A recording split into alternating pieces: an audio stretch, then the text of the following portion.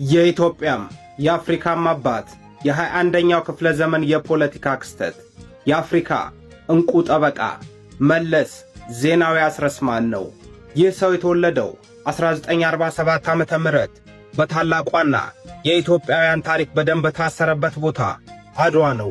የትምህርት ሕይወቱን ስናይም በበዛ ዕውቀቱ ምክንያት ከአንደኛ እስከ 8ኛ ክፍል በ5 ዓመት ብቻ ነው ያጠናቀቀው።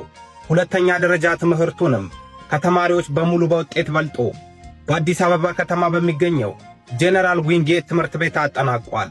በመቀጠልም የዩኒቨርሲቲ ሕይወቱን በሜዲሲን የትምህርት ዘርፍ አዲስ አበባ ዩኒቨርሲቲን ተቀላቅሏል። ነገር ግን በጊዜው ይደረግ የነበረውን የነጻነት ትግል ቀልቡን ስቦት ትምህርቱን አቋርጦ የደርግ ሥርዓትን በመቃወም የደደቢት በረሃን መኖሪያው አድርጎታል። በ17 ዓመት ትግልም ደርግ ተሸንፎ ከሥልጣን ሲወርድ ፕሬዝዳንት በመሆን በመቀጠልም በጠቅላይ ሚኒስቴርነት አገሩን አገልግሏል። መለስ ዜናዊ ሀገራቸውን በመሪነት ሲረከቡ ኢትዮጵያ ውስጥ 500,000 ብር የነበረው አንድም ሰው አልነበረም።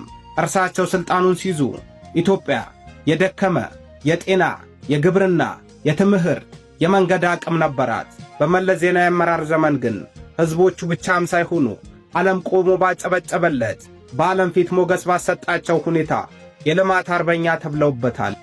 መለስ ዜናዊ ማለት በርግጥም እጅግ በጣም ከሚነገረው በላይ የዓለምንም ይሁን የአፍሪካን ፖለቲካ ጠንቅቀው የሚያውቁ እያንዳንዱ እርምጃቸውም የእውቀት የሆኑ ሰው ነበሩ።